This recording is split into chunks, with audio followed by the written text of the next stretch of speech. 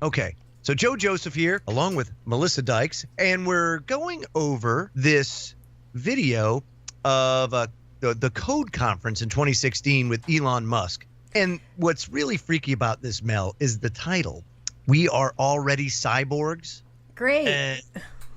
Yeah. Sounds fun. Elon Musk says all this stuff all the time, and people want to discredit him and say he's just ridiculous, but you can't, because he's Elon Musk. He's making rockets that are going into space. He's creating self-driving cars. He's creating little batteries that power your whole entire house. So I can't just go, but he's also a crank and everything he's saying is ridiculous. He obviously is working at a pretty high level. And so when he starts talking about stuff like what you just sent me with this, which I can't believe it, and yet it makes so much sense, I have to. I can't just go, well, that Elon Musk, he's a nutter. Well, he's a big transhumanist. So in this particular clip, Elon Musk is talking about something called neural lace. So let's have us a listen. It's something that I think is going to be quite important, and I don't know of a company that's working on it seriously. Is a neural lace. So going back to the AI situation, this is quite an important debate. If you assume any rate of advancement in AI, we will be left behind by a lot. I'm going to stop it right there for a second, because we're going to be left behind by a lot here very soon if we're not already.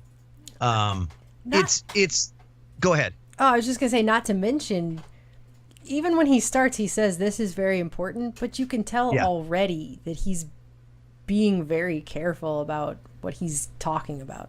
Like you can already tell. Yes, you can already tell the way he holds his hands and the way he's looking.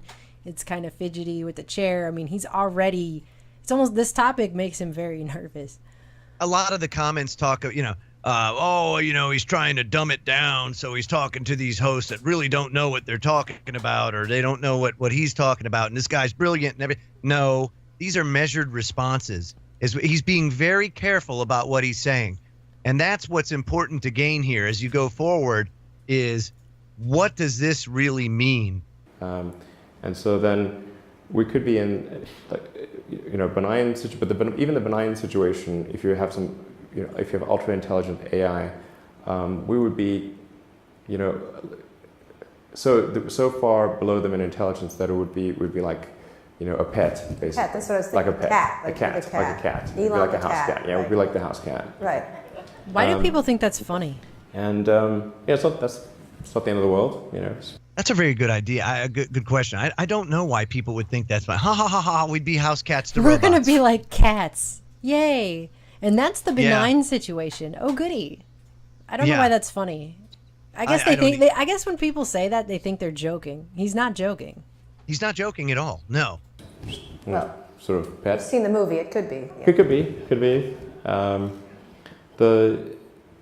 that would be the benign scenario. Mm-hmm. And so house cat is okay. I mean, I don't love the idea of being a house cat. Okay. But that, you wouldn't mind being a house cat? I think I would mind being a house cat, just personally. And if that's a benign situation, I wonder what a not benign situation would be. So what's the solution? Yeah. So I think I think it's to essentially, I think one of the solutions that seems maybe the best one, is to have an AI layer. If you think of, like, you've got your limbic system, your cortex, and then a digital layer, a sort of a third layer above the cortex, that could work well and symbiotically with you. I mean, just as your cortex works symbiotically with your limbic system, your sort of a third digital layer could work symbiotically with the rest. This is something that's surgically inserted or bred into the species, or what?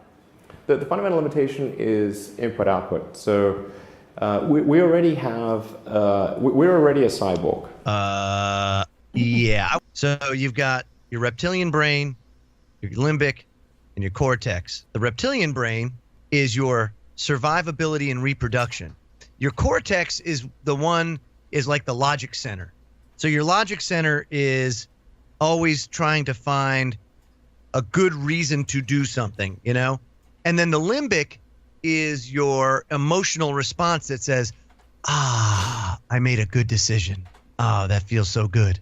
So if you've got the limbic and the cortex and they want to go ahead and put this digital layer over that, I wonder if that's not doing away with the survivability and the reproductive instinct. I mean, that's just one possibility. Also, yeah. I mean, I'm thinking about this, like, for example, the Matrix movies. I mean, I know even back when I watched it and even today, I mean, there's a lot of things about that movie that ring true in the reality that we're in. And there are even Bank of America analysts now that are coming out saying there's a 50% chance we're literally in the Matrix and that all of reality is synthetic. But I know that even when I watched those movies and I got the undertones of how serious some of that stuff was, I still thought, wow, it'd be kind of cool to be able to plug your head in and then just learn how to speak French or something like that, right? But whenever I hear him talking about this and he's working with NASA and he's doing all this stuff with defense contracts, when I think about that kind of stuff, I can't help but think we're actually going to be in the SpongeBob movie and we're all going to be wearing the bucket helmets. Oh, yeah, and he'll get into how that actually kind of manifests itself in just a little bit, but you're absolutely right. You know, the road to hell is paved by good intentions. While it may be convenient to learn Spanish in 30 microseconds, there's a price to be paid for that. That's all I can say. It's just that, I mean, you have a digital version of yourself or partial version of yourself online in the form of your emails and your social media and all the things that you do. And you have basically superpowers in that with your computer and your phone and the applications that are there. You have more power than the President of the United States had 20 years ago. That you can answer any question, you can video conference with anyone anywhere, you can send a message to millions of people instantly. You know, you just do incredible things. And but the constraint is input output. So we're I/O bound, particularly output bound. I mean, like your output level is so low. It's like, particularly on a phone, like your two thumbs just sort of tapping away. This is ridiculously slow. Our input is much better because we have a high bandwidth visual interface to the brain.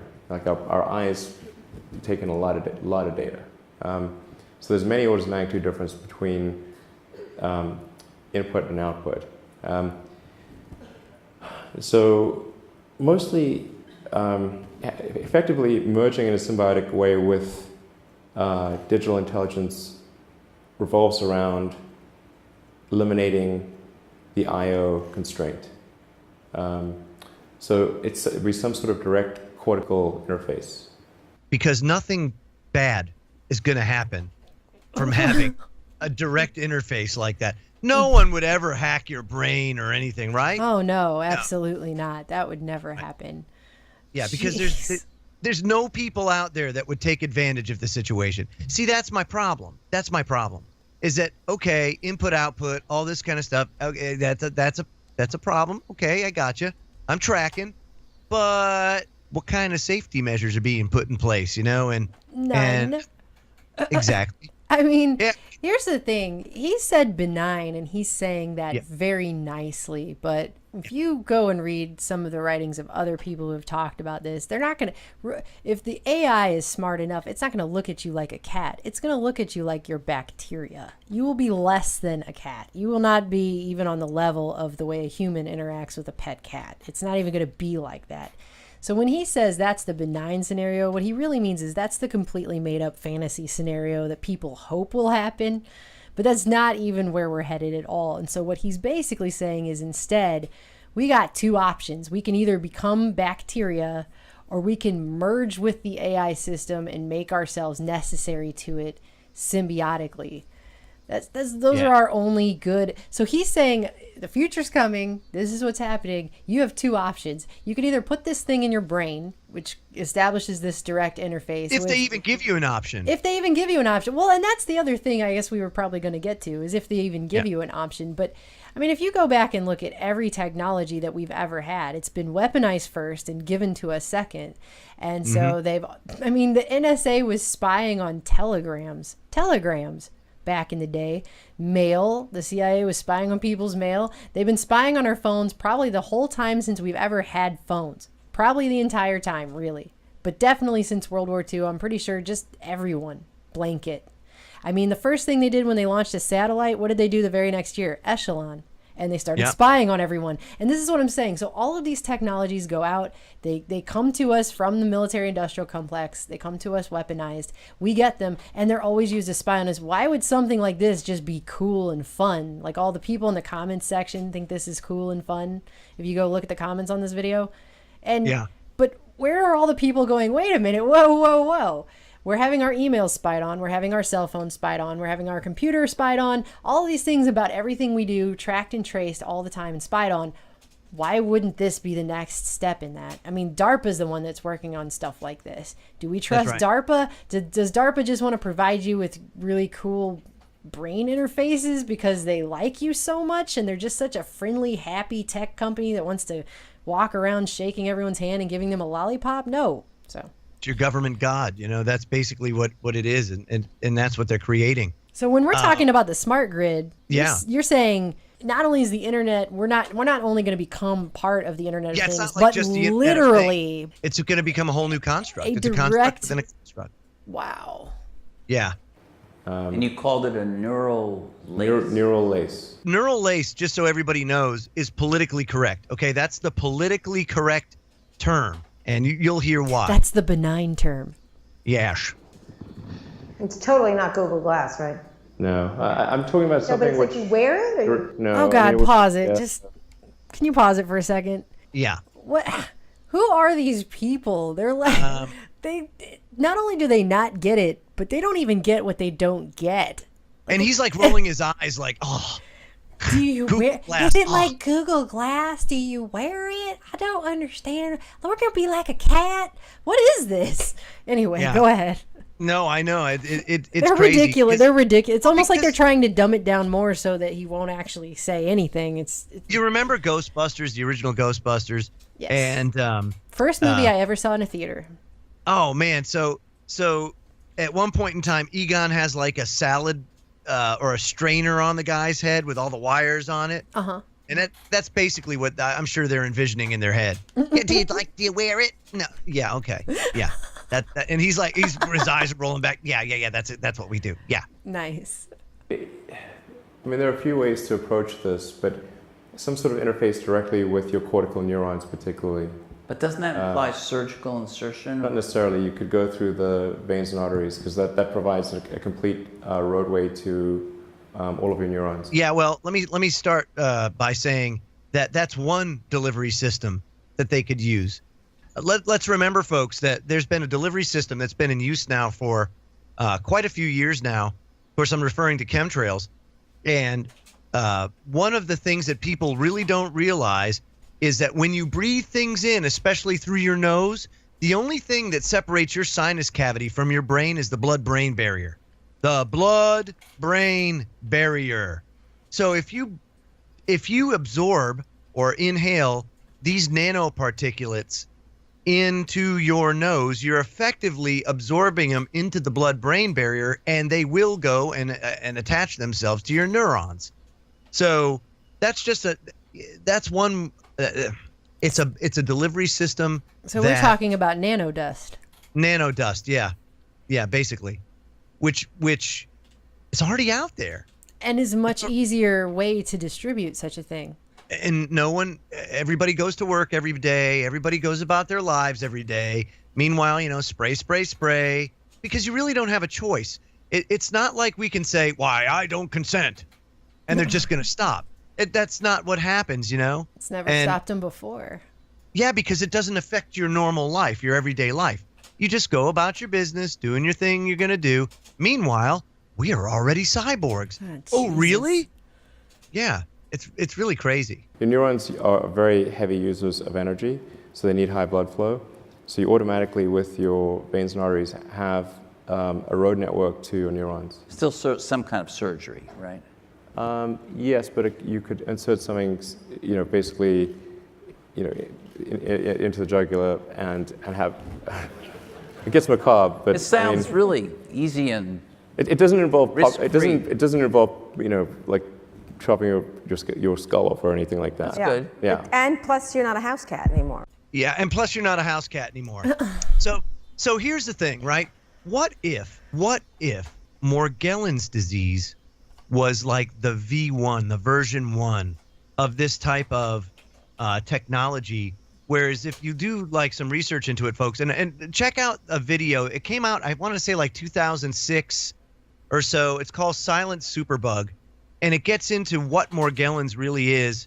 And of course, it's these little nano factories that use the resources of the body to grow a fiber optic network within the body. Oh. And then they develop sores that have these synthetic red and blue fibers that come out. And I say synthetic because a lot of the doctors out there that see Morgellons sufferers say it's all in their head. They're creating it. It's stress. And that's what I remember. They didn't cover Morgellons very much back when that was a thing in the mid 2000s. I remember there being a lot of articles about it, and in the late 90s. And yeah, when they did talk about it, they made it sound like it's all in your head. So it's actually very What you're saying here is a very creepy theory that makes a whole lot of sense, though, because they want to put these things all in people's heads.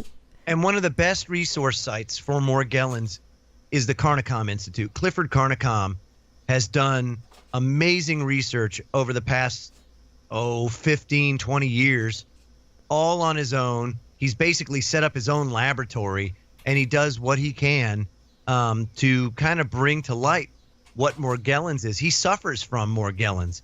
So what if that was kind of like laying the groundwork for this?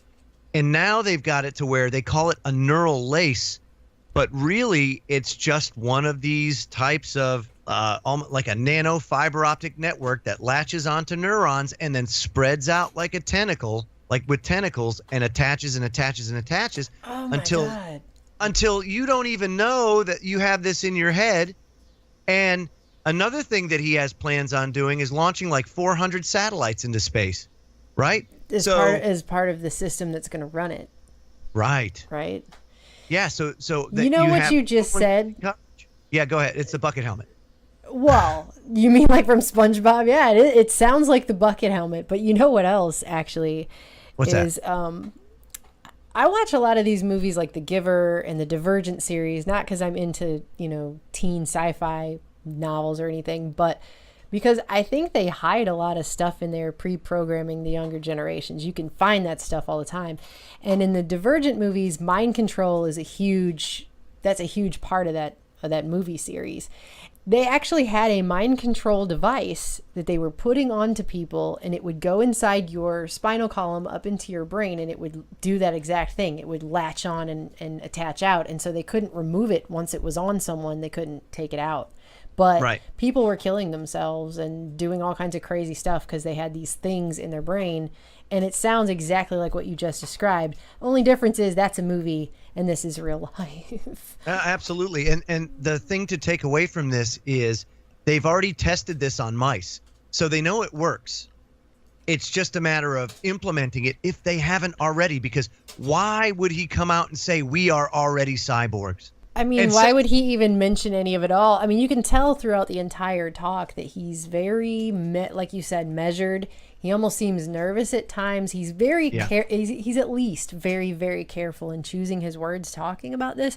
But, it also brings to mind the Davos thing earlier this year at the World Economic Forum for 2016 when they had that panel about what if your brain confesses. And one of the guys on the panel said, people have already shown they're willing to give up privacy for convenience, and our thumbs are too slow on these keypads. We're going to have something where we can use our brain directly to communicate with our phones. And, personally, I think it's just a matter of time before there will be a portable brain decoding technology that decodes language as fast as you can type with your thumbs on your cell phone. Wow. And everyone will wear them because people have shown that they're quite willing to give up privacy for convenience. And then that, I think, brings up a lot of really interesting and scary ethical and privacy some issues. good ones. If they are going to try and do it in a friendly way or something like that, it would be that way. It would be like, well, this is just the natural progression, you know. But they're talking like everyone's just going to accept it. And what's really weird is that you have all these people like, yes, can't wait. I can't wait. I want to be a cyborg. I'd love to hook into the machine. And it's almost as if they've not thought of any of the ramifications of that, who's going to be flipping the switches and levers. It calls to mind the Zuckerberg photo where he's walking through the crowd and everyone has the VR helmets on. And Yeah. it's like, there's our leader drifting by us while we're all oblivious, you know? And that's the thing. You can be anything you can want to be. You don't have to suffer anymore. You don't have to go through struggles anymore. You just go ahead and live in your AI world where everything is going to be okay, where it's sunshine and unicorns.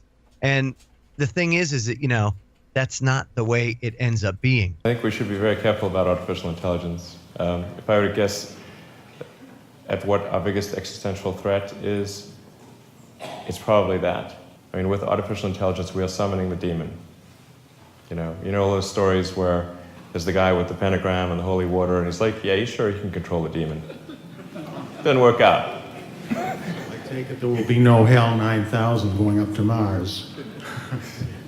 HAL 9000 would be easy.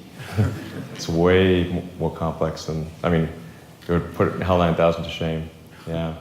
And that's not the way it's going to end up being. And I think that this plays also into your Agenda 21 type of depopulation scheme. If you can get people from doing human things and start to go AI and synthetic and everything else, well, now people aren't going to reproduce and you're going to start ending up having a rapid depopulation. Meanwhile, you know, the powers that shouldn't be, they're not going into this AI matrix. They're enjoying life in the real world, you know, while everybody else is plugged in. So that's at least my take on it, is that this has some extremely dire consequences. And so how do you stop it? How do you stop it? It's Well, that's the same. a good question. And also, when did it start? Because Yeah, if they're out right now talking about something like this, usually by the time anything becomes publicly known, it's already been around for a really long time. So I mean, this is something to seriously pay attention to. I'm sure we'll be we'll do a lot more on this because this is just cracking the surface. there's so much more. I know there's always so much more, but man, what sucks the most is just that the world could be awesome. You can see where it could be, right? If it Right. wasn't being run by a small group of corrupt psychopaths, like it could actually be a pretty cool place. They've got all this stuff. They could use it for really good purposes. We wouldn't have to have a world with forced austerity and suffering, but no, instead it's going to be like this crazy, you know, SpongeBob bucket helmet control grid. I mean, if they're not sucking energy off of you as if you are in one of those pods in the Matrix, they might as well be, because that's about the level that they're going to dehumanize everyone to under something like this. Be quite important, and there's not. I don't know of a company that's working on it seriously. Is a neural lace. So. Okay, going back to the AI situation, this is quite an important debate. Like if you assume any rate of advancement in AI, we will be left behind by a lot. I'm going to stop it right there for a second because we're going to be left behind. Okay. So Joe Joseph here, along with Melissa Dykes, and we're going over this video of the Code Conference in 2016 with Elon Musk. And what's really freaky about this, Mel, is the title. We are already cyborgs. Great. Yeah. Sounds fun. You know, Elon Musk says all this stuff all the time, and people want to discredit him and say he's just ridiculous, but you can't, because he's Elon Musk. He's making rockets that are going into space. He's creating self-driving cars. He's creating By a lot here very soon, if we're not already. it's. Go ahead. Oh, I was just gonna say, not to mention, even when he starts, he says this is very important, but you can tell already that he's being very careful about what he's talking about. Like you can already tell. Yes, you can already tell the way he holds his hands and the way he's looking. It's kind of fidgety with the chair. I mean, he's already. It's almost, this topic makes him very nervous. A lot of the comments talk, he's trying to dumb it down, so he's talking to these hosts that really don't know what they're talking about, or they don't know what he's talking about, and this guy's brilliant. Little batteries that power your whole entire house. So I can't just go, but he's also a crank, and everything he's saying is ridiculous. He obviously is working at a pretty high level. And so when he starts talking about stuff like what you just sent me with this, which I can't believe it, and yet it makes so much sense, I have to.